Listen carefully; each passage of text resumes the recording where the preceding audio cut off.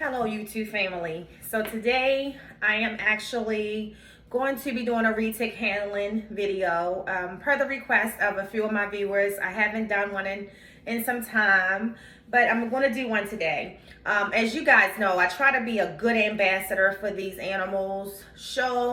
Yes, retics have a very distinct personality, however, that they are manageable pets just like any other ball python or any other animal that we own. There are some who would disagree with me because they have different experiences, and I respect that. But I share the experiences that I have with my retics. I have 8 to date in my collection. Of course, the reticulated pythons are not the only animals that I own. However, if you ask me which group of pets or species that I spend the most time with and that I choose to be an advocate for, it is the reticulated python. So a lot of my videos, you see some of my more experienced retics with me, or the older reticulated pythons, or the ones that I have more time to actually, I don't like to use the word tame, but train up. And so what I'm going to do today is, number one, take out a reticulated python in an environment that most people assume that they would not be best in their temperament. So over here behind me, there's a room where I'm breeding rats. And it's only, and I'll do it, 1, 2, 3, 4, 5, 6, 7, 8, 9, 10 feet away from where I'm standing doing this video. So I'm back. So it's only 10 feet away. Moana, who is my Motley Tiger head purple reticulated python, is one of my reticulated pythons who is still, I would say, young in her people development. She's not a biter, but she can be temperamental, specifically when it's time to come out of her enclosure. Once she's out, and I'm going to show you guys that she's fine. The most important thing I want y'all to see is that she's going to have a feeding response, because this one has a natural feeding response whether I was breeding rats over there or not. She always want to eat, right? But I'm going to show you that I am going to engage with her as I would even if rats were not in that other room. But I'm going to use precautions. In one of my last retic videos, you see that I showed you guys that it's possible to handle reticulated pythons without a hook. I also say in that video that you have to know your animals and you must make intelligent decisions as to which animals you can do what with. So Moana is one that, in my intelligent mind, that I'm not just going to reach down in there right now without a hook to touch her under no circumstances.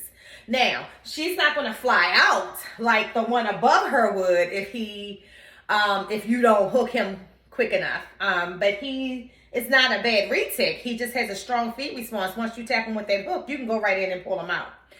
Moana on the other side is not going to give you that instant feed response. Well, she's going to give you a feed response. She's not going to give you as an aggressive one as Maui probably would have under these conditions. But she's going to give a feed response, and I'm going to show you that I'm going to continue to engage, take her out, and bring her back into this video. And it's rats in the room. Everybody else, all the other retics have eaten in this room except for her and the purple sunfire. But all the other ones ate last night. She did not, and that was only simply because when I was counting the rabbits, the bunnies, I didn't take out one for her by mistake. But so she'll eat later today after I finish doing all the cleaning I gotta do today. But let's get to it. I'm gonna go down here, and you guys wanna watch me get her out. Stay tuned.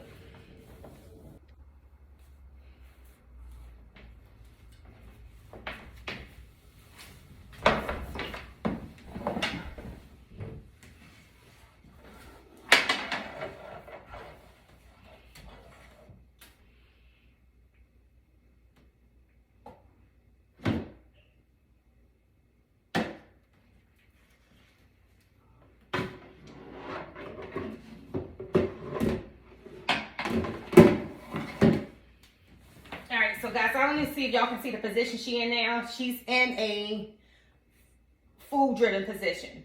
But She also recognizes it's me. Y'all see what she just did? So guys, when I tell you that I train my animals, she turned off her own food response just now. Now you saw that she had one, but she turned it off. I don't have to do anything else. So now I'm gonna just go in here and I'm gonna take out. So yes, is there rats in the other room? It is. But she knows it's mommy too, so get out. Now, because like I said, I know she can smell the rats, I'm letting her take her time to use her brain and to make sure that she stays in the right mode, right? Okay, so there you have it, guys. So you guys saw exactly the point that I was trying to make. Kind of though, what just impressed me is that Moana never turns off her own feed response. So I'm getting somewhere with her. But as you know, I can do that with most of my retics. I'll just open the door. They'll realize that it's not a feeding opportunity and they'll turn off their own feeding response. I am consistent with Moana and everybody else. I got other babies in here who are a little younger that I'm consistent with. And the goal is to continue to work with them. Eventually, they get it. And I technically at some point won't have to use a hook with her. And when I say that, guys, listen, there are days that even snakes that I don't need the hook for, that I might have to use the hook for them for that moment because of the instant moment that they might be experiencing a different temperament or a different level of food drive. You got to be wise with these animals, you know, but if you learn them and let them learn you and respect them, you're never going to have a bad experience. I promise you. I have never had a bad experience with any of them. And if I did, come on, guys, would I own 8 of them? No. So, say bye, Mona. I'm going to go play with my baby girl for a little while.